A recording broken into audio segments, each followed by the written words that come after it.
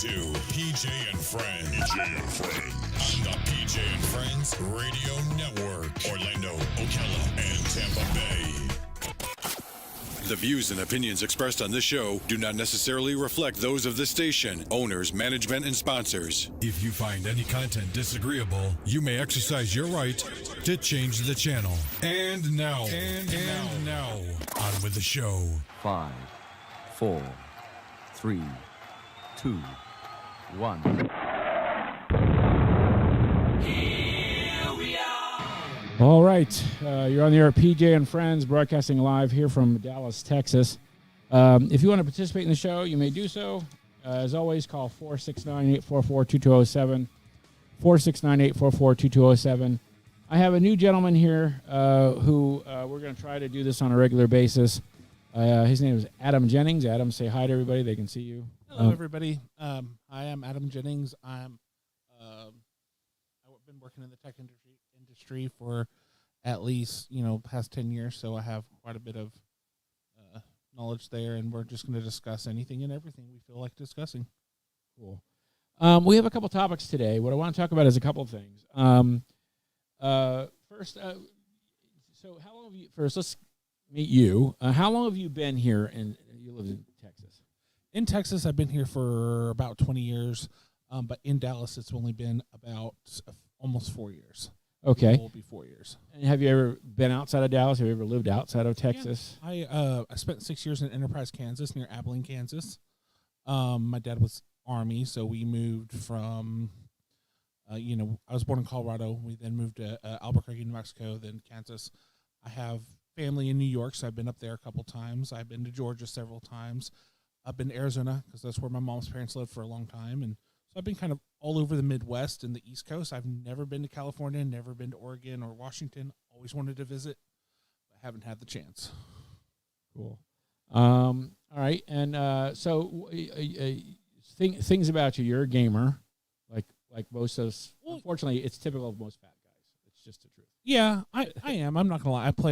I was pretty heavy into MMO gaming, multiplayer, like a lot of us are, like World of Warcraft, things like that. World of Warcraft wasn't my game, but that's the best example. Recently, I've been more into like the old school pen and paper gaming, so like Dungeons and Dragons, World of Darkness, Starfinder, Pathfinder, things like that. But I love storytelling, so anything that has to do with anything with a good story, I'm hooked. Right. Oh, Keith, thank you very much, Keith. You're loving the song. Well, it's the the PJ and Friends song. So do you have this up on your page? Not yet. Okay. Is it still updating? All right. It's always bad when one of the tech guy's computer updates, and but I'm with you on that. It's finished updating. I just behind. No, it's okay. It's okay. We're not in any. Which page is it on? It's on the no, it's on Girth and Earth Bears. I'm trying. Oh, there we go. Shit. I'm trying to share this.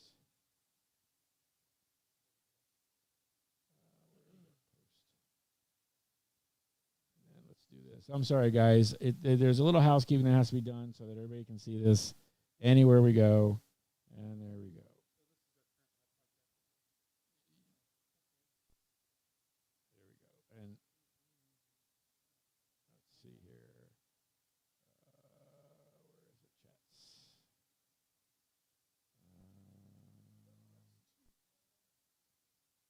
Give me a minute, guys. I'm sorry. I'm sharing this with some places so that we get some attention.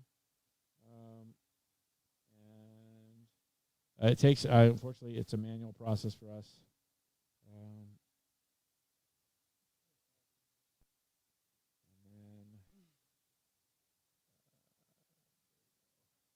Hello, Keith. I see that you responded. Just what do we have going on today? Right. Well, Keith is a member of the Girth and Earth Bears podcast, and the challenge has been everybody's schedule's been off. Keith first. The last month or so, everything has been weird with the storm, and our group, we had a little bubble of a group that got together. I mean, since the beginning of the COVID thing last year. And we kept to ourselves. If we'd come over for the first little bit, we'd come over and they'd have dinner and we'd watch TV and stuff like that. And then as things loosened up a little bit as far as masks and stuff, we'd go out to lunch or dinner. We'd do things together. We'd go bowling and stuff like that. Things that were where you could do somewhat social distancing. And we got lucky. We got lucky all the way until, I'm going to say, late February, right after the freeze. And we're not entirely sure where it came from or who got it, but someone brought it into the group. And, of course, we all tested positive for COVID. And so that was not a good thing. So far, this is the worst porno you've ever seen. Keith, you know what? Grow up, buddy. You're getting married soon, okay? So, hey, do us a favor. If you're watching the show, share it, like us, promote the page. That'd be great if you could. We'd like to see that happen. We want to get our numbers up. I figure the more we do this, the better. Consistency is key. So, Keith, and actually, I think Keith got the worst of it because, and Keith, anybody that knows Keith is this upbeat, just always positive, always just happy with life, happy go, and it started like we got together like on a Wednesday or a Thursday, and that Friday he works at a popular movie theater in town, movie chain, and he started feeling really, really bad, so bad so that he would like crawl into one of the rather vacant theaters and crawl on the floor and just go to sleep. His boss knew and all this, and they're really understanding place, and they were nice about it. And so when he got home that Saturday, I think he passed out a couple times, and his fiance had called the 911, and so it lingered for him more than most others. And so we've all gotten over it. We're all negative now, and I think we still have some of the. Some people report feeling some of the symptoms well beyond, and he still has issues with his energy level, but he's getting back to normal because he's the kind of guy that when you know what he's like, it's really disappointing, and you feel like, you're getting gypped when you meet Keith, and he's not Keith. Okay, you invest time and energy in the guy, and what does he do? He just gets sick, and he's not himself. So, so anyway, that's where we are. I have a story as well. You got to talk into the mic, bud, because they're not hearing you. You can't hear me? Now I can, but if you talk to this, it's not a stereo mic. So I mean, it's not dynamic. Oh, okay. These are cheap. It's better if I talk. There like you this. go. There you go. So my COVID stories. I have a friend who's 71 years old. She's a truck driver, very energetic lady, very on top of her game. Has been since I've met her. We've been friends for over almost 15 years now, and she's just one hell of a lady. She's really, really. She's a Texas Texan. Like, she wasn't born here, but she's adopted it, and the state has adopted her. It's just her personality. And she got COVID back before it was even announced, February of 2020. And she said the effects lingered. She had memory fog for, I want to say, at least 3-4 months. Even in June, when I spoke with her, she was complaining about, her thoughts weren't completely clear all the time, and it really, really affected her. She had she's still dealing with some of the energy fallout, some of the lack of energy, but she's doing better, a lot better. I'm just happy she survived. She's one of my best friends. So, the effects can be really bad. I think I'm asymptomatic, which thank God, but I know not everybody is that lucky. No, I understand that. And I guess time will tell how things are. I'm hoping that the vaccines are being done in such a way that we won't see a huge spike. But everybody's just let go, and some of the bars are opening up like they used to, and traffic. It's funny because when Abbott, can I just tell you, I'm a Florida boy. Not that it's any better because it's got a Republican governor like everywhere else, but I guess I just know it better. To me, it's home. I just, these guys are idiots. Okay. And I know there's a lot of people that hold on here. When you have liquor stores get robbed with people holding alligators, there's a big difference there. Well, yeah, it's just cooler. I mean, you got a pair of shoes to wear later after the robbery. I mean, there you go. Or gator meat, which I'm not eating. So we'll see what happens in a couple of months. Spring break's opened up in Florida. It's a bigger deal. I don't know how big of a deal it is here. But in Florida, you got Miami, you got Daytona, you've got Fort Lauderdale Beach, you've got Clearwater Beach. I think it's still a little too early, and I don't think Texas should quite. As far as the whole mask thing, I think we should still be doing it, honestly. But I don't make those rules. Okay. Anyway, so let me switch this back because nobody can see. What am I doing? I got two mice here, and it's not working too well. So, all right. So I want to talk about a couple of things. The topics today, I have a couple of topics, and I know you have one you want to talk about too, and that's fine. I was paying attention when I was in Orlando, Florida. I was there 20, 30 years, give or take, since 92. Wow. On and off. I mean, I'd moved away and come back, or, whatever. But so about 4 years ago, they had a comic book convention called Comic-Con or MegaCon that was big in Orlando. And I would go every year and usually got a hotel room right next to the convention center where they were at. And the reason being, it was always a pain in the ass to drive. There was always a pain in the ass to find parking. And if the hotel right next door had a connection to it, it was easier for me to deal with. And so there's an app for the gay community. There's several apps for the gay community, one of which is called Growler, Growlr. And it's a hookup app. And I was, in the hotel room, and I brought up the app, and I was looking around, and there was a guy next door. We talked for a little bit, and then I went down to meet him, and we sat and talked for a little while. And turned out that he was a homeless fellow. He lived in a homeless camp. Literally, it wasn't far, but the bus routes, the way in which they get there, it was a 2-hour drive or an hour drive, give or take. And you had to go downtown, get a transfer, then buses don't usually go right where you want them. You got to take 10 buses to get to where you want to be. And Orlando doesn't have a great rail system like some, Texas does, California does, I think New York does. Dallas has a really good, just their little the train that we see all the time that carries passengers. Their train system's actually the DART train system is really good here. So we talked for a little bit, and I looked at him, and they didn't even feed them for free. He worked for like a day company.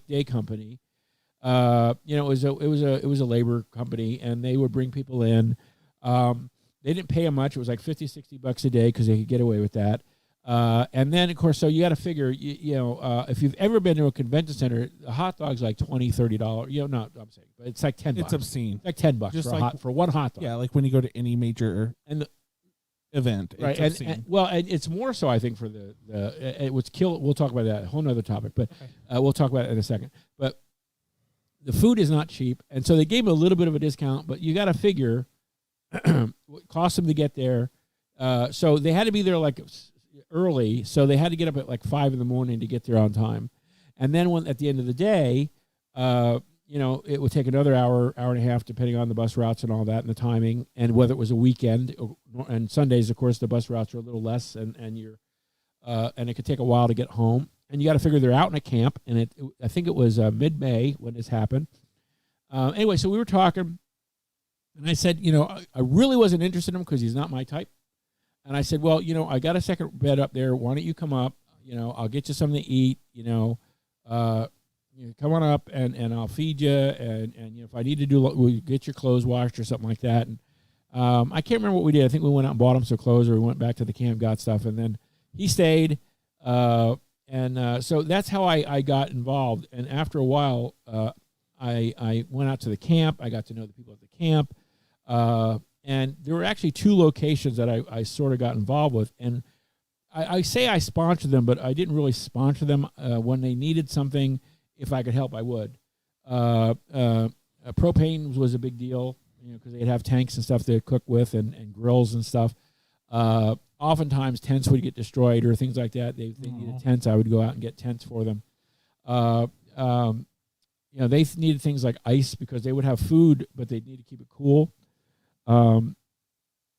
anyway, so I would do little things here and there as best I could. Now, if they could get more out of me, they would. And there were times where I felt bad, and I would give them a little more than I could have. But also, the mentality is there is a little bit of manipulation that goes on with the people that are homeless. But more so because they got to get what they got to get, and I understood why. It's but I wasn't an idiot, you know. So I got to know them, and for about 3 or 4 years until I moved to Texas, I would go out there on a regular basis, and you know, Memorial Day, Labor Day, that kind of thing. I'd go out to Walmart and buy like you know, huge bulk thing of hot dogs and a huge bulk things of hot dog buns and chips and dip and all sorts of stuff and sodas, and go out there and give it to them, and so they could have something to eat. There was another fellow who I'd met who's at another camp. He liked being. He had a lot of issues, and most of them do to a certain extent. He said he was claustrophobic, liked being alone. He really, but the way he fed himself, he had a routine. He would take he would sleep during the day and be out during the night. What he would do is he'd take a bus out to the airport, and he had all sorts of electronic equipment, iPads, excuse me, phone. So he would go out to the airport and plug his stuff in. And you know, at nighttime, they weren't that busy, and he was never a problem to where anybody had to say you need to leave kind of thing, which is smart. Yeah. And these guys that I met weren't they weren't doing drugs. They didn't drink. They so they weren't out. They would get on occasion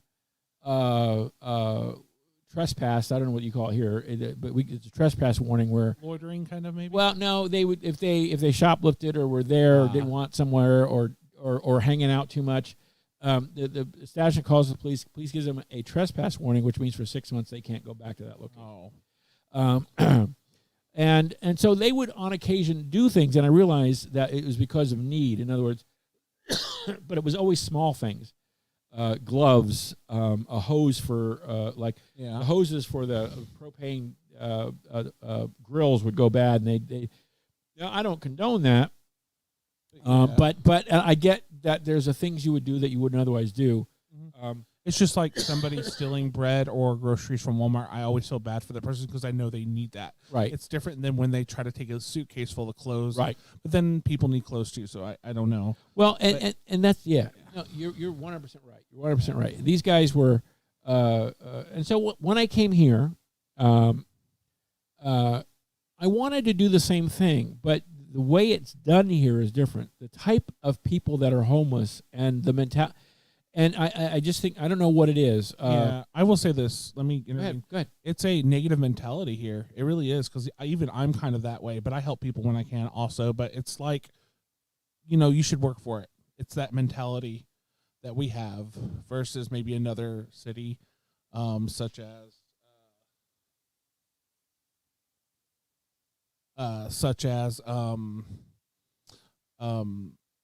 it's that you need to work for what you get versus the I should help you mentality. We have more of that in Texas, is where, well, I work for what I have, you should work for what you need.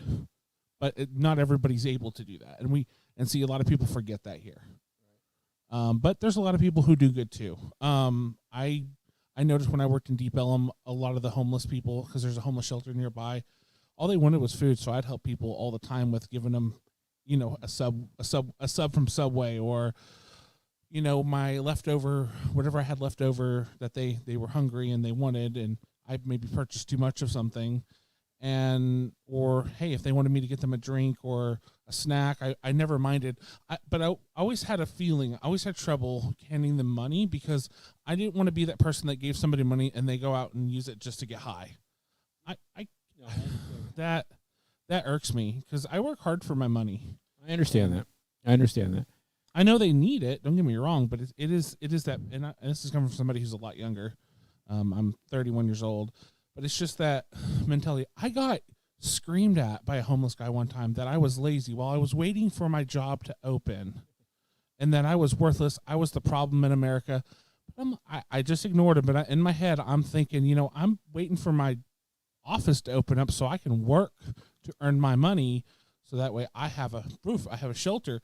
And maybe he just had a bad day, or maybe he had other issues going on. I don't know. But man, I was just like, really, I work my ass off for the money I make. Right.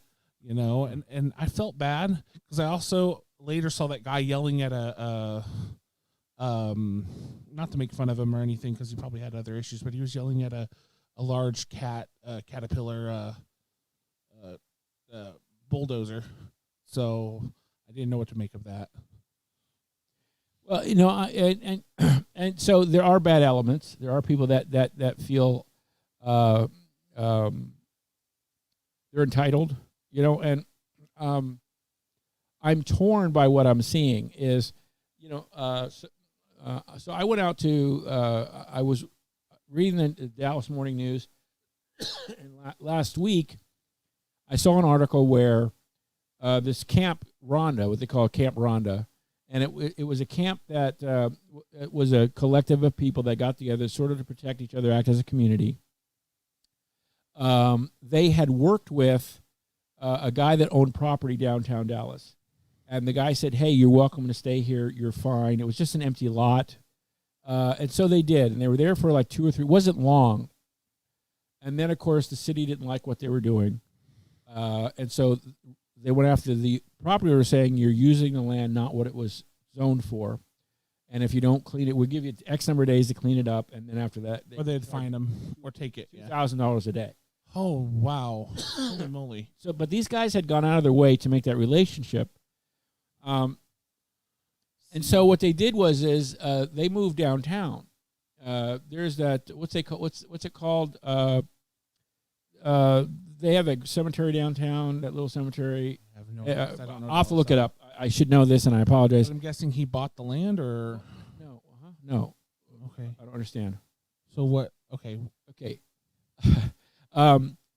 When they got thrown out of that location, they, as a form of protest, went to right across from City Hall. I think it's called Pioneer Plaza. Okay. And there's a old cemetery there, and then there's a little spot in front where they had set up like 20 tents or something like that. They made a big deal out of it. It was in the newspaper. And of course that wasn't going to last long. They were there for several days, and then on Thursday of last week they got a 24-hour notice saying you need to be out by 1 p.m. on Friday. So what happened was the police showed up, and what they have a habit of doing when they clear out the camp is oftentimes what they'll do is wait until they're not there, or there's few people there. There's like people in wheelchairs and stuff, so they can't go anywhere. And they'll go and they'll tear up the tents and they'll throw them away. And you got to figure these tents, the cooking utensils, all the little things that they have money. Takes time for them to get, and and whether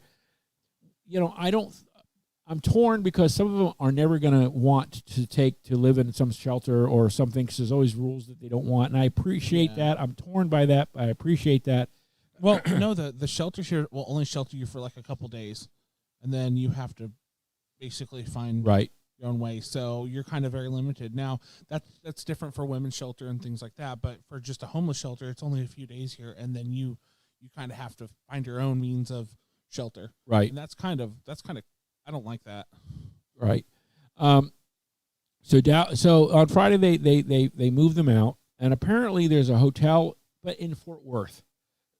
It's called Hotel Miramar, and it's in Fort Worth. And while you don't think people that are homeless have ties, they certainly do have a routine that they're familiar with.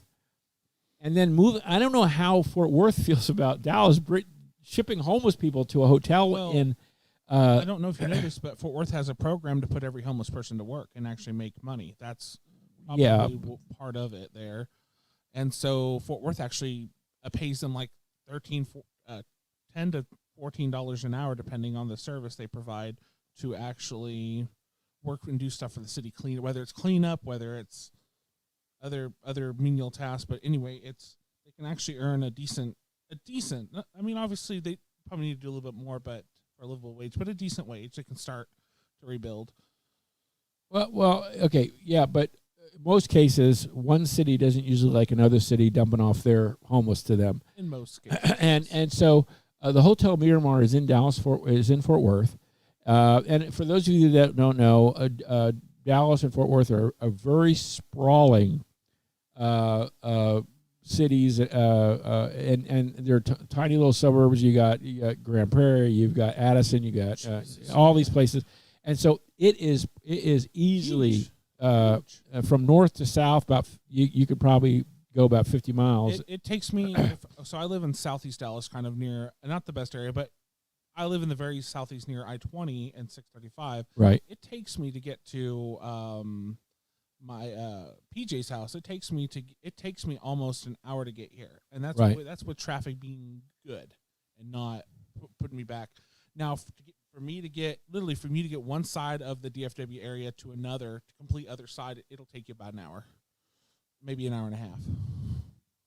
It's huge. So one of the homeless guys said in the article in the Dallas Morning, one incident he remembers, a gentleman named Ryan, is where his friend's tent was tossed over a barbed wire fence and the rest of his belongings were thrown away by the city cleaning crews. When you're homeless, all you have are your belongings, he says. And he volunteers with Dallas to stop evictions in Dallas. Some of this is not realistic, what they're asking for. And what I'm impressed by is they have organized, they have groups, and they have, but the thing is, you can have 10 good people in a group of homeless people, but all it takes is one to ruin it. They're going to go to the bathroom in the wrong place. They're going to be dirty. They're not going to be as clean as they can be, only because they don't have regular access. But what I've researched was there are groups out there, and they're sort of splinters of the same group of people. This weekend, for example, they had it set to where an organization was taking a whole bunch of them to a laundromat to do laundry. Even in Orlando, I never saw that. I know that the smaller groups would, I'm going to go do laundry day, you want to throw some stuff in kind of thing. But they would go to a laundromat and say, they'd have arranged, hey, if logistics to bring cars or trucks over so people can throw what they can, and they go take them there, and the ones that can't do it, they'll do a wash and fold and bring it back. They even have a list of people, if you want to feed our group, they even have a form to let them know what dates are covered and how many people are there, because you can't just bring, it's like bring a pack of lightsabers, give one lifesaver and say, here, share it. You know what I mean? Do that, yeah, and so they have some of this together. And so it's hard for me to watch, the cities come in and tear apart tents. And you got to figure, if someone steps away, and they got they got the propane tanks, and maybe they've gotten a few things, and maybe they've gotten a few of their personal items, like pictures. It's taken them a while to even get all that, right? And then you throw their personal pictures away. Oh my goodness! And it happens on a regular basis. The city and these groups need to work together. If they want somebody to or a group of people to move out of an area, then there's other ways to do it. You don't have to trash their belongings. I'm 100% for finding a better solution. No, and I don't know what the solution is. Neither do I. One of the arguments that I'm hearing from these guys is, we know there's a lot of empty houses and empty buildings here in Dallas, and they seem to think that they should just be given this stuff, and that's just never going to happen. Yeah. I think, though, that there should have been some consideration of the fact that, okay, they went out of their way to make a relationship with this one landowner who didn't have a problem. They did all the right things, in my opinion. Granted, I don't know that I'd want to camp of homeless guys living next to me, depending on who they were, okay? We got a caller. Hey. You're calling a little early, bud. Can you hear me? Oh, sorry. No, it's okay. Yes. You can hear me? Yes. Hey, Gary. This is Gary from Orlando. Hello, Gary. Were you listening to what we were talking about? Yes, I was. Okay, so why don't you introduce yourself and then tell people a little bit about yourself, and then we'll talk about how it is in Orlando and or Florida, and so tell us about yourself, Gary. Okay, well, my name's Gary. I got out of prison about 3 years ago, and on March 6th, 2017, I moved into a small trailer park here in Orlando. Ended up falling behind on rent and got kicked out of the trailer park, and I was living homeless in the woods for about 3 years. Oh wow, I'm sorry about your situation, man. Yeah, well, it's just another thing you have to deal with in life every once in a while, and you got to take things as they come. When I moved to Dallas to take my position with the company I'm working for now, I had a very short time to actually find a place to live. So I was debating on sleeping in a homeless shelter just to make things happen for me because I needed the change. But I've luckily have never had to deal with be homeless, and I'm very blessed that I know I have not had to deal with that. But I have fallen behind on rent, and I know that that's stressful enough by itself. Okay, so Gary, Yeah, let me ask you a couple of questions. First, okay. when we met, you were working at the convention center. Yes. And I think it was for MegaCon or Comic-Con. Comic-Con. Right. And you you were on Growler. That's how we met. And you it's hard to explain. You were sort of like the de facto leader of your camp there across from that Walmart up in, in Orlando. Yes. All right. And now in Florida, it's a little different. They will allow even people on probation and parole to live in the woods in homeless camps if they've got absolutely nowhere to go. And the probation people will actually drop them off at the place. And if they're monitored, they'll drive by every once in a while to make sure they're actually in the camp. And they can go places like to charge their monitors and stuff like that. But it was unacceptable. They would just was it your camp that happened off and on, or was it? I mean, how often would they actually come in and say, "Can we put them there?" Or would they just drop them off there? Well, whenever we first started our camp, there was only three of us: me, Donald, and Matt. And we started our camp with just three people, one tent, a little igloo cooler, and a grill. Right. By the time that it ended, we ended up with 15 people in that camp, and several of them had been brought there by probation officers and dropped off and said, "Hey, can you help these guys out? They ain't got no place to go." And we're like, "Sure." So we accepted them into the camp. And like I said, there was like 15 people in the camp before code enforcement actually came in and ran us off. Oh wow, that's amazing that you guys were able to at least help these people, because Texas, they won't even release you unless you have somewhere to go and sometimes even a job lined up. Right. Right. Well, in Florida, okay, they'll release you on your release date. It doesn't matter if you have someplace to go or not. And like with the homeless camps, as long as you got a street, cross street, you tell them, okay, well, I'm staying at Princeton and John Young Parkway, and they'll use that as your registered address. Well, that's neat. I mean, well, yes and no. It was from the outside. For these guys, they're just happy to be free and out from prison. But then you look at it on the other side, is they're just dumping them off on the street, saying here. That's my other concern. And it's a setup because if they don't, let's say for example, there's a culture change. I mean, depending on how long they've been in, some people are institutionalized. They get out there, they don't know how to function.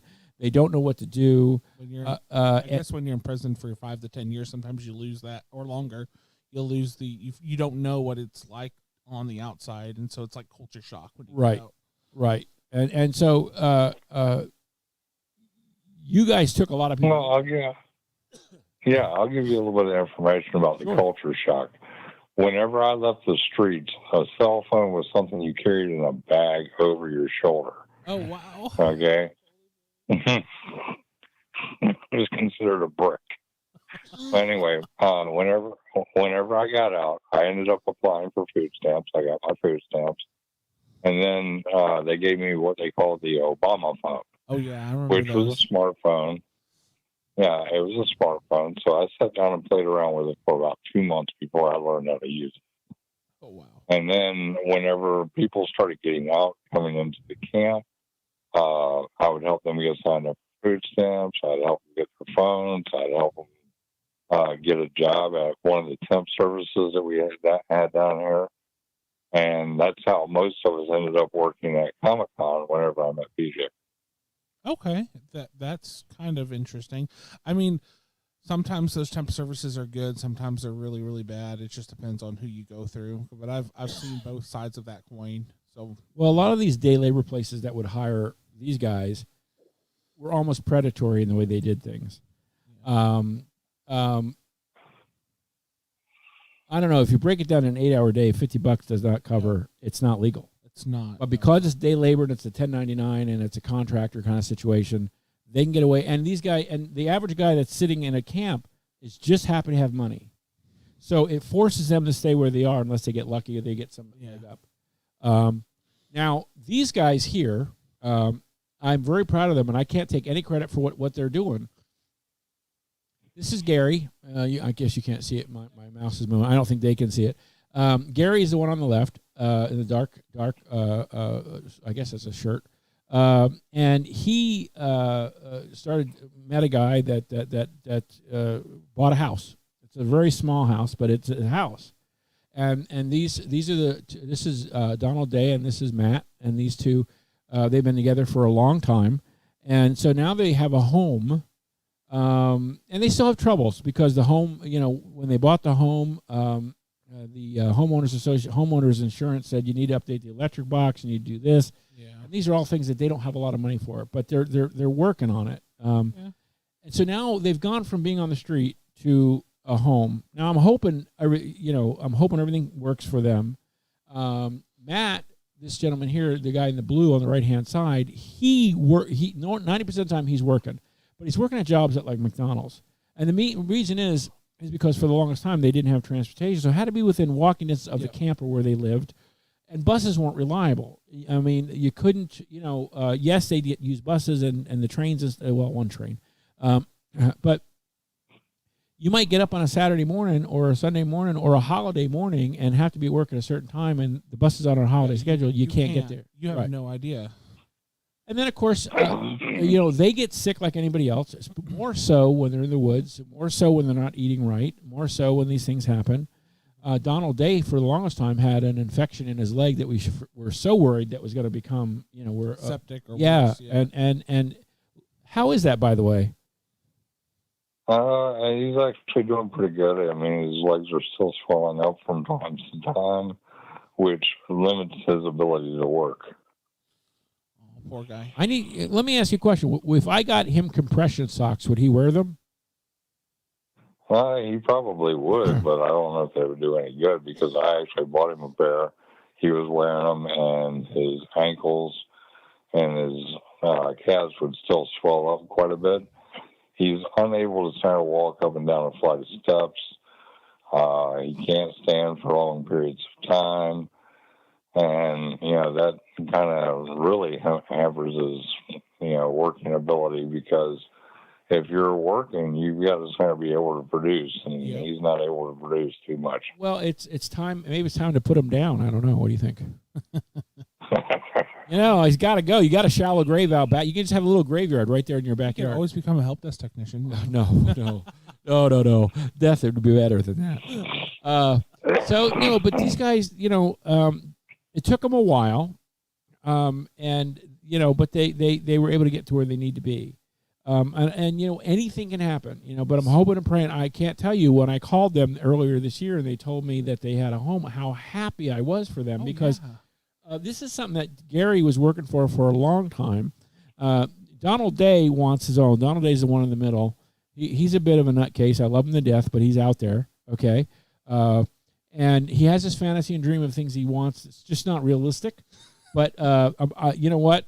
Yeah, and every once in a while he goes off on a tangent of wanting these things, and I'm going to do it. I'm going to do it. I'm going to do it. It's not going to. In 3-4 years to go from not having anything and sleeping in the woods to actually owning your first house.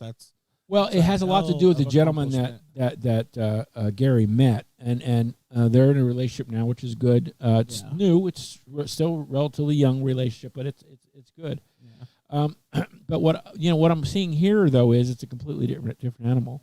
The city of Orlando, when you guys had that one camp that was right across the street from that Walmart, then the group that owned it. Now, what were they? Now the company that owned it, have they done any more development on it or no? No. So they and what? That's the funny part about it. Go ahead. I'm sorry.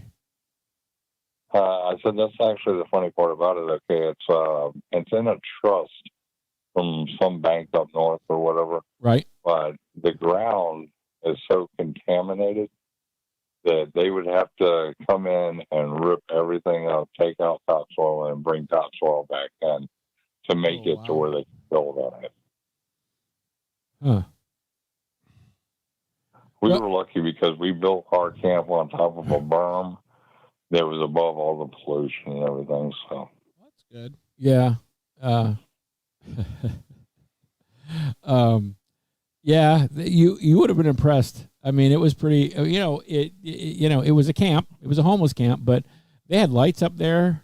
They had. Let me tell you about what when you get a group of people together that create a community like they did as best they could with what they had. I mean, that's amazing. If I took them out one out to lunch, they'd eat half and bring the other half back, either A, as a second meal for themselves, or B, for one of the other guys in the camp. That's awesome. I think the thing that drives me crazy about these guys is they all smoke like freight trains, except for Matt. And I'm like, don't have a pot to piss in. They don't have 2 nickels to rub together, but they'll spend hundreds and hundreds of dollars a month on shit. Everybody has their poison, though, honestly. Like, I love food, and that's why I'm in the shape I'm in, and it's not healthy, and I need to lose weight and whatnot. But I'm just amazed at the selflessness here. I mean, I guess being humbled and being put in that position makes you reevaluate your situation, and then a lot of times it makes you more compassionate. Right. Because when I wasn't a very compassionate person until my father died, and then once my father died, then I started craving compassion and understanding, and it just made me more sensitive to what people go through. One of my favorite sayings is, don't be kind because you never know what battle someone else is facing. Right. No, and don't get me wrong. There have been times where I've been called for, Donald would call me because Matt and Donald broke up for a little bit, and Matt was up in New York, and Donald was here in Orlando. Donald lost his mind while Matt was gone. I mean, this man was a basket case and completely irrational, and there was a period of time where Matt wanted to come back or needed to come back. Hey, can you send me $75 for a bus? I said, I don't think so. And I've done things for them. I've sent them money when I can, and I still send it when I can. It's just, I can't support that all the time. I wish I could. Most people can. I've tried here, but again, the animal is completely different. I mean, these. I don't know. Did you guys ever have a problem with people passing away out in the woods? Not in my camp, but there have been people that have passed away in the other homeless camps out in the woods. Right. Like in my camp, like I said, there was 15 people. We had our medical problems, stuff like that. But right. Mostly we were able to get help. Right. I know of like 4 other camps out in the woods that, since COVID set in and all that they've had a couple of deaths. And they've had to call the paramedics out to remove them and stuff like that. But, I haven't actually seen somebody die in a camp. Mostly, they'll get sick or something, they'll go to the hospital, pass away. Well, here in Texas, they don't have a lot of numbers or information on the homeless population. But what they do have is they have the decades, and they've talked about where the age range was in the 90s, early 2000s, and then now. And you're looking at it, and it's right now, it's people that are at the point where they're very sick. They need hospice or need a hospitalization, or they need to be taken care of, and there is absolutely nowhere for them to go. I guess it depends on what part of Dallas or what part of the state you're in. But I've always gone to Baylor like a homeless person. They've always taught me without me paying anything. So. Well, yeah, but you got to understand that they still have their belongings that they just can't leave out there, and they won't. There's people that just won't do it, which puts them at worse risk because they won't go get the help. And so, on an average basis, what they were saying is about twice a week they'll find, because they're aging. Right now, they're in their 60s, 50s, 60s, and 70s. And the statistics here show that a homeless person here ages 10 times faster than they would. In other words, so they're 60, but they look and act like 70. And then you got to figure what services are here requires you to get there, walk, whatever, stand in line, wait your turn. Yep. And there's weather. So is it hot outside? Is it cold outside? And can they stand that long, which often they can't. So they don't. And what happens is a lot of them, when they get to a certain point, it's not even the disease or illness that kills them. It's the fact that other ancillary effects. Yeah, they get dehydrated. They don't eat. And a lot of these camps, like what they did in Orlando, they take care of themselves. They form a group, but even then you can only do so much. At certain points, there's certain times where I got to look out for me. I can't help you if I can't help me. And so, yeah, it's a big challenge I'm seeing here. But what I'm watching is, when I watched the interaction, last week I was feeling really depressed, and I went to downtown. I walked to the cemetery there because it was a historical. I mean, people are back to the 1800s. It's very small. It's not like this huge cemetery. And I was standing over the camp, and I was watching. I was just watching the interaction. And they had, up until the point they got the eviction notice, they had 2 police officers out there just making sure no one was messing with them, making sure they were okay. And then their people would come out. Other different agencies would come out, feed them, help them get driver's licenses and things like that. They even were offering them COVID tests. They'd sign up, they'd put them in a van, take them to a place, they'd get their test, get their shot, and then come back. Yeah, whenever we had the office back in Deep Ellum, I saw where they were doing COVID tests right outside of a little coffee shop. I say test, but I meant their vaccine, but yeah. Yeah, this was a test. But I don't think maybe it was vaccines, but I don't think the vaccine was quite out yet. No, I think now it's more so. Yeah. But I'd watch people line up, homeless and otherwise, get tested right there, right outside this little coffee shop, kind of catty corner to that apartment complex, right, the office we had there. Right. Yeah. So yeah. So anyway, Dallas, they have all these organizations, the city, but it's either do it our way or don't. Or it always feels like city versus people, and I don't like that mentality, and that's how I feel here. There was an opinion article, and I don't know who wrote it because and it talked about in the Dallas Morning News about how whoever wrote the opinion piece said they thought it was a good thing that they did to get these guys off the streets, and when you're moving them, over to Fort Worth, if all of let's say they do have doctors, let's say they do have a little circuit of things that they do, they know this area, moving them to another city where they're completely unfamiliar and their network is now no longer there. Yeah, that doesn't solve the problem. No, it doesn't. You're right. And some people it's not like they're hurting people in vans. No, but they do but that's like the option. You go here. Well, and there's so many homeless people here that the shelters and stuff are full, especially since the freeze. Wow. And so they don't. So anyway, hey Gary, I want to thank you for calling. Tell the guys I love them. I love you guys, and I'm still very proud of you guys. Don't forget to spank Donald Day. He has it coming. Yeah. All right. You guys have a good day, and I'll talk to you later. Okay, appreciate it, BJ. Right. I'll catch you later. Bye. All right, so I need to take a minute. We have a little internal commercial that we're going to do, and then we'll go to the next topic. Perfect. I think we'll talk about help desk next, but we're not specifics. Yeah, we'll just talk about that's fine. Give me 1 minute. You're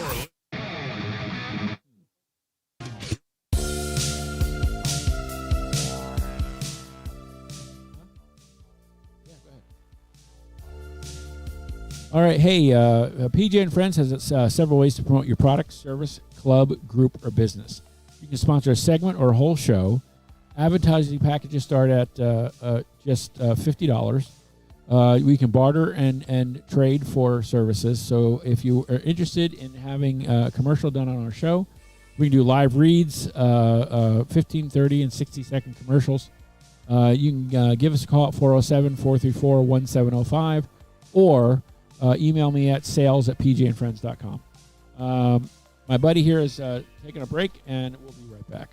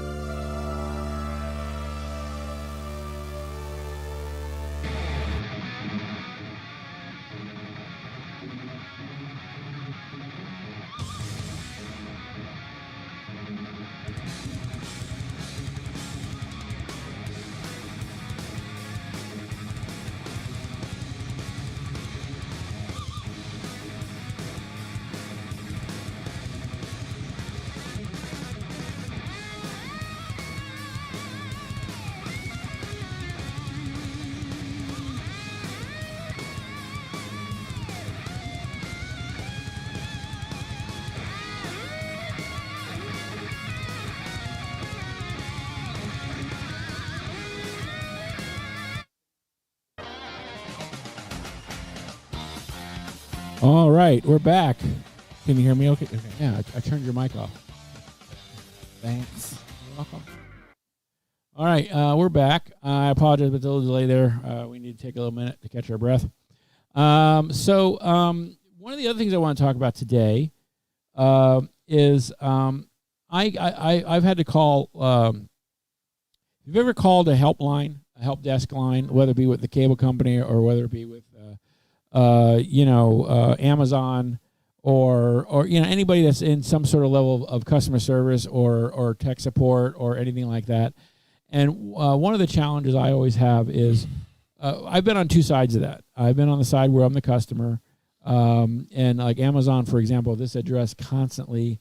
I'll order stuff that says it can be delivered today, minor stuff like a cable or something or a couple cables. And if I order enough stuff, it doesn't cost me anything. Or if I don't order enough stuff, it's usually $2 or $3 to get it here. And I'm on Amazon Prime, been for years, but I'm going to tell you, there hasn't been a package that hasn't had to be delayed for one reason or another. Oh my goodness. Even stuff that I've set, let's say like for tomorrow or the day after, and I see it. It says it's being delivered, and then later on, and like when you order it, it'll tell you it'll be delivered Monday, right? And then later on, like that day, Monday or whatever, later in the day when they realize it's going to be, they send you another one. Oh, update. But they send it to an email, and they say it's not going to be here until. And so, till XYZ. Yeah, I call. So you call customer service, and you call the help desk, and really, it's not their fault that things are the way they are. But they created the monster. Now you see ads for like Amazon where they're saying, well, we can deliver anything. So like they're talking about delivering mail. Okay, wait, and I'm thinking, before you even go there, you need to get my shit that I'm paying you for here on time. So if you've taken it where you've called the guy, and worse yet, they've outsourced it. And here's the thing. I hate that. I get the idea of inclusion and diversity and all that. But when you are talking to somebody in another country and the word "the" doesn't necessarily mean the word "the" to them, and you're not sure if you're getting it across, you know what I mean? Yes. And they don't mean any harm. These are people that are probably be paid far less than we are in the U.S. They're probably taken advantage of to a certain extent. Two problems I have with that. Number one is my stuff is being sent out of the country to some third world country that doesn't eat cow, which I don't know why. And then I'm talking to somebody that doesn't understand the language, and all they have is a script and some bullet points to go by. So they're repeating the same stuff over. I'm so sorry, sir. I know you're frustrated, sir. And then that's when I say, can I speak to somebody in the U.S.? So, as a tech person on the phone, you get somebody on the phone. Sometimes they're angry. And granted, when you're taking any kind of customer service call, you're thinking, the guy on the phone is probably some clerk or some low-level employee who's been told by the boss, the internet's down. I don't care what you do, call them. And so now you're hot under the collar because your boss is looking over your shoulder angry. The business is down. You're calling the cable company, and you're jumping through hoops of fire to verify who you are. And so you're probably just as angry or as frustrated and not as polite as you would be talking to the person on the phone. On the other side of this is the guy that's answering the phone call. They need certain information from you to find out who you are. And depending on the infrastructure of the agency that you're talking to, sometimes they're good. I don't believe in this talking to, hey, you can talk to my AI and it'll get you to the right place, right? Hold on, let me reset this. This is not doing it. So where it says, tell me what you're calling about so I can get you to the right person. And you say it, and it doesn't get you to the right place. Oh, I hate IVR so much. Oh my God, let's not even go there. And sometimes it gets it wrong. Oftentimes it gets it wrong, and you're bounced around. 30% it gets it wrong. Right, and so so those of you that don't understand, when you're dealing with voice over IP, depending on the quality of the service and how far you're being transferred. So let's say you're transferred to India, and the India guy transfers you back to the U.S. or better yet, back into a queue.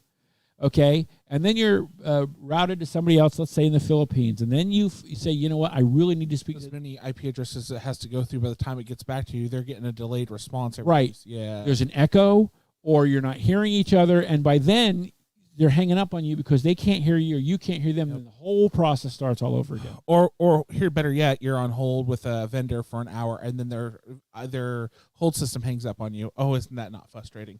And I feel for it. I talked to a lady last week. I don't send out. Okay. There you go. I had sent out. I don't like giving my credit card out to auto pay. I don't either. I use bill pay through my bank, where I get an address and I have the bank send a check Same to them. here. And the people nowadays, they can't stand the fact that you do that. They don't want a check. They want you to get that credit card number so they can bill you when the hell they want to bill you. And here in Texas, when the electric company did what they did, some of these people were being charged $16,000. Oh, I saw that. I was impressed that they had $16,000 to be hit for. I don't. I have, I'm bad. Unfortunately, I'm bad with my own finances. I pay rent and all that and make sure my bills are paid, but I blow through my money because I'm young and dumb. But that's besides the point. Yes, I don't like auto pay. I like being in control of my spending, even though I'm not very good at it. Right. So, So I called the company because what had happened was I was paying something for my husband, Junior. And when it went out through the bank, because I used my login at the bank, it said customer name, PJ Pantelio. But in the documents, I have the account number and all this other stuff. So I go back and I look to see if it's been paid. And I see it's still pending. And so I call the company. And the girl on I got routed twice. And it was here. They're here in Dallas. It was a medical bill. And I got some girl on the phone who was already near tears, and I don't know why. And it was like first thing in the morning. It was like 8, 9 o'clock in the morning. Bless her heart. And I'm not angry, but I'm frustrated because I've been blind transferred. She has no idea why I'm there.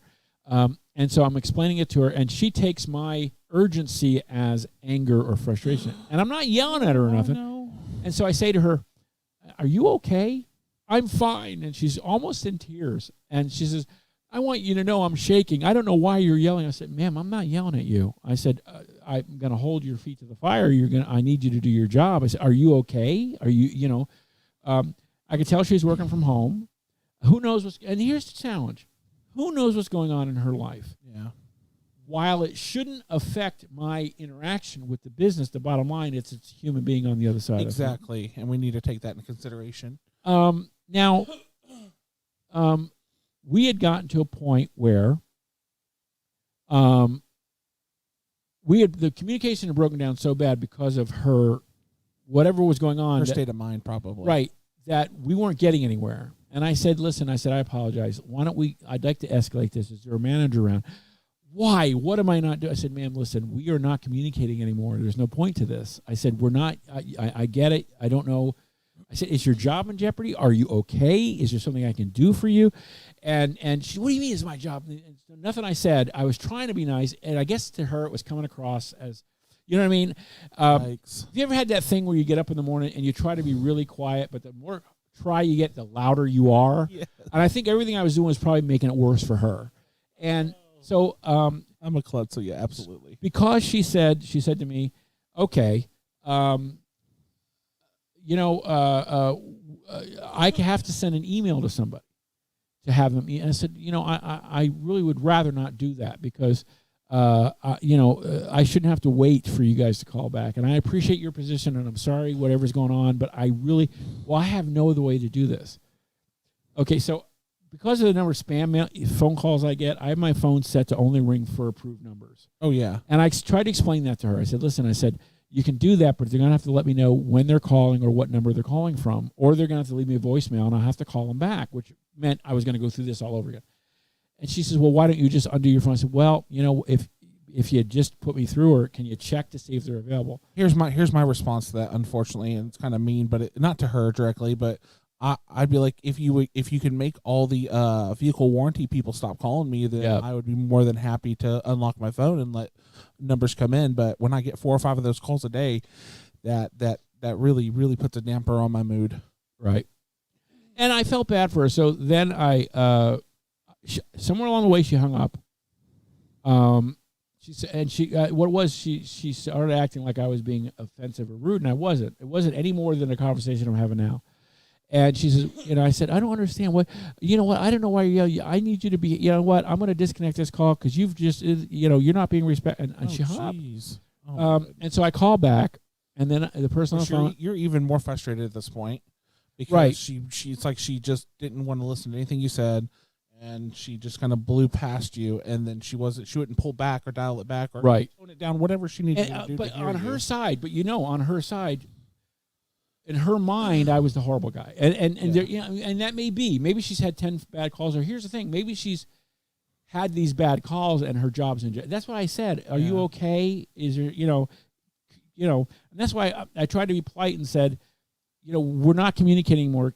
Can I get a manager?" And it wasn't like you were going to say anything bad against her. I needed to get this fixed. Yeah, you need to get this fixed. It wasn't like you were going to say, "Hey, she's a horrible employee." No. It was just, "Hey, this isn't working here. Nothing against you, and I'm not going to say anything bad against you, but I need to talk to somebody who can work out my issue." What she doesn't understand is because we never got that far, there's $70 and some change floating around out there. And I don't want to go canceling this payment only for them to get it and then get nailed with a $25 fee. Oh, ouch. So you know what I mean? So I'm trying. Anyway, so I call back, and I get the first person on the phone. And actually, she was a transfer because she was like in the payment department. And I told the person, I said, "Listen, I just talked to somebody. I think she's having a bad day. I don't know. We weren't communicating very well. Is it possible for me to talk to a manager?" And she said, "Oh, sure. Let me put you on hold. I'll email her and see if and when she can call you back." Perfect. Yeah, that's all you need. So she did that. She says, if you want, she'll call you right now. I said, perfect. I said, "Do you need to leave the call?" No. I want to make sure she. I'm thinking, why couldn't she do this? Yeah, why couldn't the other person? See, I'm that way with every client I talk to because I work help desk and I have to deal with these really upset. And that's actually, I'm moving into a position where I'll be more handling those kind of issues where issues aren't getting resolved because help desk is in a hurry or they're having too many calls coming in or whatever. I'm going to be a resolution specialist, so I'll be taking those frustrated clients and working with them like that. Hey, yeah, let me email them. Let me make sure she calls you. Let me follow you A, B, C, D, E, F, G. Have you always been tech support side, or has it been other things that you've done? My major background has been both customer service and tech support, really. Okay. That's So have you done? See, I worked at CenturyLink for a while. I worked there. I was a small business high-speed internet help desk, and these were Subway shops, any store, but nationwide. Wow. And I remember the first day out of training, CenturyLink is a company that has absorbed other companies. They've bought in a lot, like I can't remember all the names anyway, but they bought in some of the ISPs. Some other phone companies. They were not just that. They do phones, they do cable, they do internet. They had an agreement with, I think it was DirecTV, so it was a combination of things there. So was it the call center that did all this, or was it an ISP that was doing all this? I don't understand. Internet service provider that was doing all this, or was it an actual call center that was bringing in other businesses for you guys to support? Okay, I don't think you understand. Okay. I was working in the small business internet help desk thing. So the calls we took were for businesses that were having a problem with their internet. Okay. Now, because the reason, what's important to the story about how they had other companies, other small, in other words, I can't remember the name. They would buy other phone companies or other internet companies and make it part of their own. Okay. And so what happens is it conglomerate kind of. Well, the resources that bring the cable or the phone or whatever to you would be different. Some would be really antiquated. Some would be brand new. And so, for example, it'd be fiber versus something right, like DSL or two pair, or some, or people that bring it in through DSL, which was and so how they handled stuff was and there'd be people out in the middle of nowhere that the most they could ever get would be it would be basically dial-up speed. Oh yeah. But they were out in the middle of nowhere, and the further away you were from the offices that they had, the worse the internet got. Oh, absolutely. But anyway, the first day I got out of training, we all were in there at our desks, our little group of people. We were all, 9 states went down. Oh wow! And it turned out that someone hit the wrong button, and what it did was it deleted a part of all the profile. It wasn't us, but it took was a button.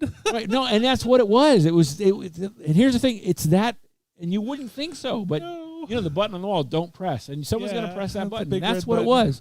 And so, and here's the thing: what happened, what needed to happen then was, anybody in the IT business, you understand that profiles for anything, for your modem, for your router, for your wireless device, for your Windows profile, all these things have profiles, and in those profiles are settings and this, configurations and all sorts of things. All those things can be most of those things can be backed up. But what had to happen was they needed to rebuild the profiles. What they did was someone created a tool that but the person they had to call in. So we were nonstop call, boom, boom. We know what it is. Here it is, and there was a whole department. I would give me a minute. We send an email. It would be done. Restart your device. Yes, my internet's back up. But 9 states. That's a lot of people. That's a lot of states. It took. It was the worst 8 hours of my life. Oh my God.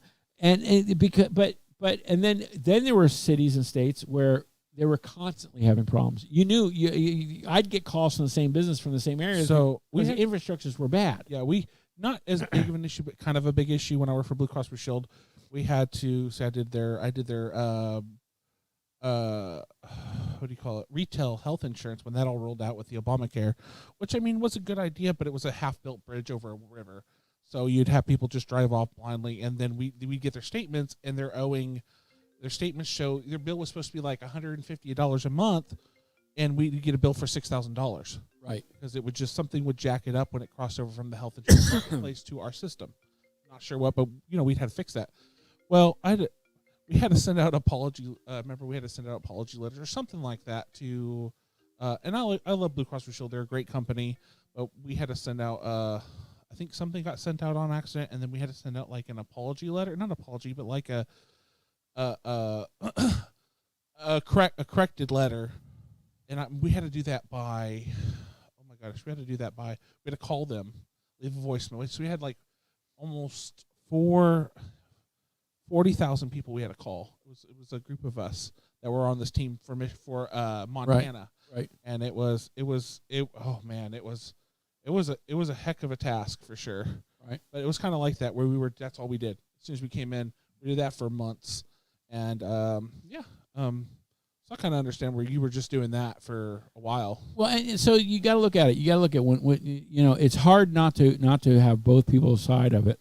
If it's a medical office, it's a front desk lady that's trying to, either bill a client or get a quote from an insurance company, or it's them trying to run a credit card. Yeah. Or a lot of times even their phones are VoIP now, and so if their internet's down, they've no longer got access to, their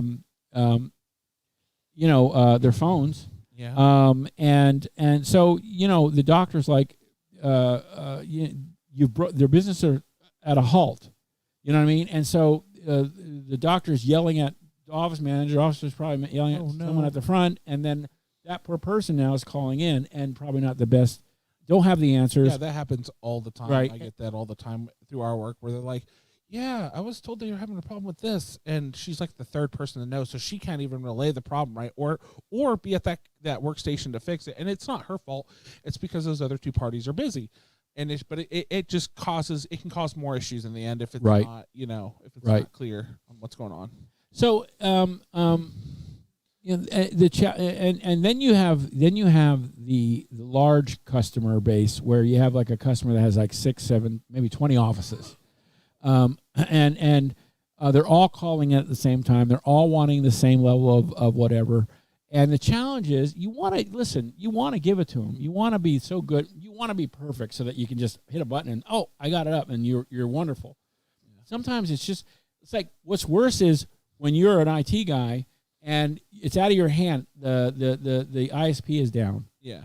And there's nothing you can do. You know what? You got to wait for them to come back up. Yeah, and then there are times where even though they come back up, the client's still mad and they're mad at you. But they still have to like restart their modem or something like that.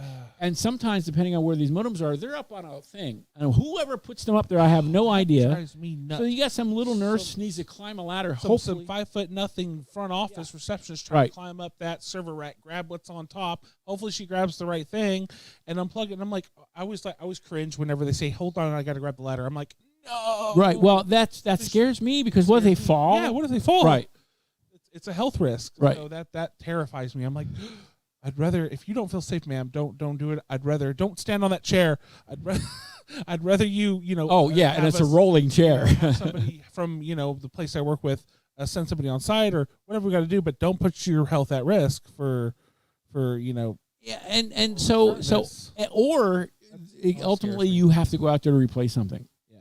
And oftentimes, especially if you're a managed care, managed service provider, the challenge is sometimes you inherit stuff. Yeah. And you get there's a spider web of wires, and nothing's labeled, and you don't, and things are working for certain people, so you don't want to make it worse, but you're like, I gotta unplug this, man. There's just no way. And so you don't know when you plug everything back. Are you plugging it into a dead port? Are you plugging? Am I gonna take something that's working for whatever reason, and then to make it not work, and then can't figure out why suddenly, and it's not instant. There's so many moving parts to this, you understand that this is a business affecting matter for the guy.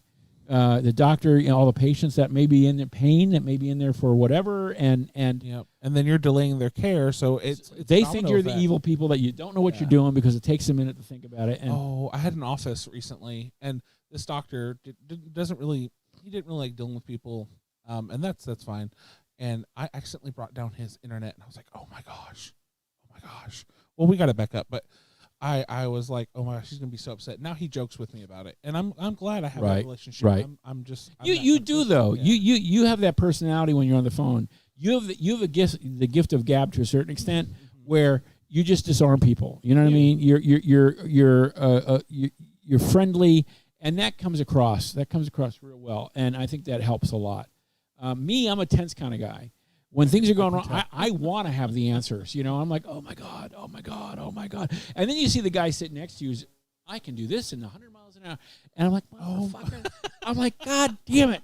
You know what? You know, I want to be able to do that, you know? Me too. But I realize I'm never going to be a fast person. I've always been good with communication, but I'm never going to be a fast person. I'm not going to be like a couple people in our office who can snap their fingers and have it done. It's going to take me 5 minutes longer or 10 minutes longer. And I've realized that's fine as long as I get them back up at the end of the day. Because I'm just not a fast person. So, we're going to take a second. We're going to switch topics here. We're going to go to your topic. Okay. You wanted to talk about gaming. I did a little bit. So go ahead. What are we talking, PC or console? I'm talking about the game development industry itself. Okay. So it's more of an industry issue than I'll have to sit back and let you drive because I have no idea anything about all this. So one of the biggest issues with the game development industry right now is that they're overworking their developers and programmers. I'm talking 80+ hours a week to meet deadlines, and it is soul crushing when you from somebody who's a fan of so many of these different games, you learn how they treat their staff. And it's not, they don't all, God forbid, they don't all treat their staff like that, but I just wish they would. I understand there's a deadline, but you can always push that back, and you should always treat your employees like not like a product, but like a special commodity. I mean, they're special. You want them. Hopefully, you want them long term, and you're not just doing it for a quick fix. But yeah, that's one of my big things that I wanted to talk about, but I don't have a lot on it. And then you also like the resurgence of like D&D and stuff like that, right? Pen and paper gaming, right? There's been a resurgence in the last 5 years, and that's fantastic. I run games and things like that, but I have for a long time, since before that. But that's wonderful. There's YouTubers like Critical Role's a good series to watch if you like D&D or kind of want to get back into it. There's Matt Coville. There's a bunch of different channels on YouTube that you can check out that'll kind of maybe inspire you to get back into that pen and paper role play gaming and stuff like that. See, I played D&D. I'm a creature of habit, so I remember the fun times when I was a kid. My friend, his name was Shannon Darby. He was always like on the honor roll. He was a very smart kid, tall, skinny motherfucker. And I can say this because this is web. And you know, had everything going for him, you know, every damn thing going for him. But he introduced me to D&D. And when you're a kid, you can spend all weekend. You can Friday night, and you can be up all night, and you can play, and then you sleep over, and then the next morning you pick up where you left off. And there'd be eventually the group grew to like 3, 4, 5 people. Yeah. But now as adults, you can't. Most people can't. It's you know. Hey, you want to sleep over? We'll play D&D. That doesn't sound right. No. Of course, everybody has kids. They have I have a job. I'm like, so I have a hard time getting involved with D&D now, only because of the fact that I don't want to have a good time and then not be able to play. Exactly. And then the other thing too is there is no reason for all these extra rules and all these extra books. I like the old. So they changed it kind of back with the new 5.0 system.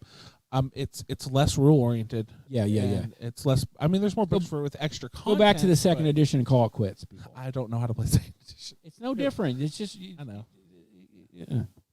So less rules. I always do fun then story then rules. That's my way. Rules are the very last thing. Only if it absolutely doesn't fit will I rule against it. But I'm not a rules lawyer. I don't play like that, and I don't want players like that. I want to have fun. I want to be able to tell my story, and I want my players to be the main characters and have fun. Right. That's what it's all about for me. Right. And I homebrew. I do my best to try to stick to the story, but I'm too much of a creationist, so it ain't gonna happen. But yeah, a big thing with that is, and it's kind of funny because the Critical Role group that really got me back into wanting to play. There the DM, he's actually out of Dallas, where we are from. He actually went to the ISDs here. He got into voice acting with Funimation here in Dallas, and then he moved out to LA to pursue that. So they actually took a homebrew game he had been doing with friends for a couple years and slapped on the air, and they're like, he's like, this isn't gonna, D&D is not a spectator sport. This isn't gonna do well. And then it blew up on him, and then all of a sudden they had 1,500 people the first time, and then 3,000 to 6,000 the second episode the following week, and it just grew and grew, and now they have well over, I think, 1.5 million subscribers or something like that. I forget the name of the store, but there's a store here. I don't know if it's still open because of the COVID thing. But Junior used to take me there that had all sorts of games but also had gaming tables there. That's awesome. I can't remember the name of it. I'll have to get it from Junior.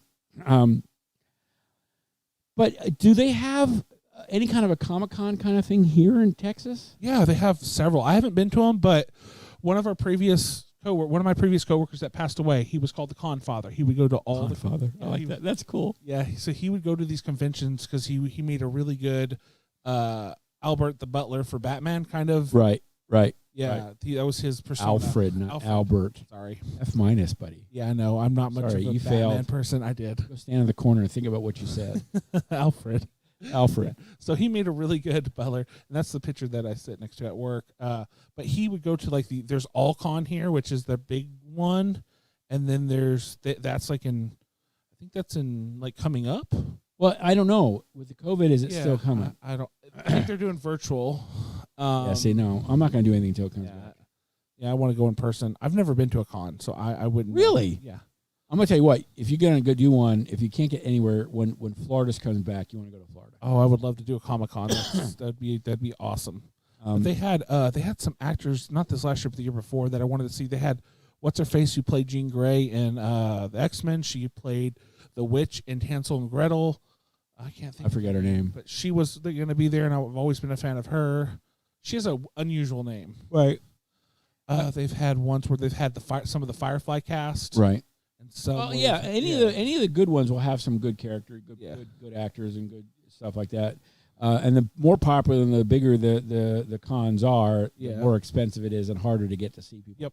But sometimes I like just hanging out and taking pictures with all the people in character and stuff like that. And I like going into the vendor room, walking around and stuff like that and seeing the different things. That's always cool. So there's quite a few celebrities that are really into D&D. You have the redheaded chick from True Blood and from she plays in Daredevil. She's the reporter in Daredevil. She's a big D&D enthusiast. You have the werewolf from True Blood. He's a big D&D enthusiast. He's married to what's her name? She's a big comedic actress, Spanish comedic actress. I won't know. So I can't think of her. Anyway, name. move on because we won't remember what it is. But what I mean is the name isn't important because I don't remember what it is. So the whole thing is there's been this big reemergence and big a lot of people do it because it improves acting, it improves communication skills, there's so many benefits to doing it. Even more schools are getting into where they have groups that are it's reemerging and getting more involved with it. Right. And I think it's wonderful. Well, it's unfortunate that you haven't been to any kind of a con, anything major. I really think you'd lose your mind, but it's really cool. I mean, it's really fun when you can do that. I usually take the puppets. That's what we usually do. We go with the puppets and stuff like that. I've never dressed up. My best friend Matt in Orlando, he's dressed up. He's done things, but we often sometimes we'll do shows and stuff with the puppets and things like that. And that's neat. But so you were talking about the gaming industry with regards to programmers. Now, what is coming out, or what are you looking forward to that is probably having a problem because of the stress with regards to the production? Fixes to Cyberpunk.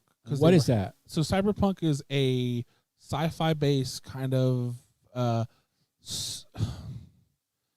like a large city based sci-fi and large city based RPG role playing game. Right. And it's open concept, so you can kind of go around and do whatever you want. You just got to be, you don't want to piss off the wrong people. You get your your ass kicked. Right. But there was a lot of issues when that released, and I didn't have really any issues. I had a few little glitches, but nothing big. But a lot of people had major problems with the game. And it's fantastic once you can get past all that. But it's just that was one of the things that I guess they had been kind of flagged for, was working their developers to the bone, basically. And there was like strikes against, there was like a worker strike, or Right. against them, and all sorts of stuff. And well, it's kind of sad, because you look forward to these industries, you look up to them going, oh, you made this great thing, but you shouldn't be sacrificing your workers or your workers' health for that. See, the things that I like as far as video games are concerned, I like the video games that are where you can open. It's free reign. When I don't know, I'm sure there's a terminology that I don't know about, but Open world. I like Grand Theft Auto is the closest thing where you can go up to this and do that and touch this and open that door and go. But there, of course, then there's the facades that you there are places you can go, but then you cannot go. You can't get in them or whatever. Yeah. I like the cheat codes in Grand Theft Auto. I love playing that stuff. I like Skyrim. See, Skyrim, I played the crap out of Skyrim. I still play it, and now, of course, I do it on the PC so I can cheat. I mean, I've done all the stuff, but then I got to a point where I'd like going to God mode. I don't want to play that shit anymore. I don't have to worry about am I carrying too much. It's just I don't play it for anything other. What I did was I completely altered because I beat the vanilla game, I beat the original game, I did all that, and see. I'm a hardcore Elder Scrolls fan too. So I beat the game, and then so I was like, okay, well, I love the main game, but it's getting boring. So I downloaded a bunch of mods, not cheats. Now but they alter things. So I have a bunch of different skills based on the skill tree that I can earn now. I get points for more points for those. It gives me, like, I have living spells that actually level up themselves. So you get different added effects to those spells. It's really neat. I mean, there's just whole other level of just the ways to refresh your playing in Skyrim, and I love that. Like, so another big mod, which is actually just they took the Skyrim engine and built a new game out of it, is I forgot what it's called. I'm not going to remember it off the top of my head. Big deal. But they've done that with the Elder Scrolls Oblivion system, as well as the Skyrim system, where they built completely different games. Well, the challenge with Skyrim is I was disappointed with when you get to the point where you can ride the dragon and stuff, how cheesy that was. Yeah, and how limited, how on the rails it was. And it was, very limited. So, yeah, I have a PS3. I've not upgraded because there's nothing that I want to play. And I normally I don't have time. But I don't know. I can't do it. Yeah. So listen. That's why I have a PC, because then all I have to do is. Well, that's what I have computers everywhere. But so we've been on for a while now, so I think we should probably call it a day. We've only got one viewer left. So, before we go, is there anything you want to say? It's been fun. I hope I get to. Come back. Yeah. Oh yeah. We just need more topics. For sure. Second. All right. This is PJ with PJ and Friends, and we have Adam here. We're going to work on more content for next time. If there's something you want us to talk about, or you want a topic, or if you'd like to be a guest on the show, you can email me at pj@pjandfriends.com, or send me a note through Facebook. Don't forget to like us on Facebook, follow our websites, pjandfriends.com and girthandmirthbeerspodcast.com. All right, you guys have a great day, and we'll see you when we see you. You're listening to PJ and Friends. PJ and Friends. On the PJ and Friends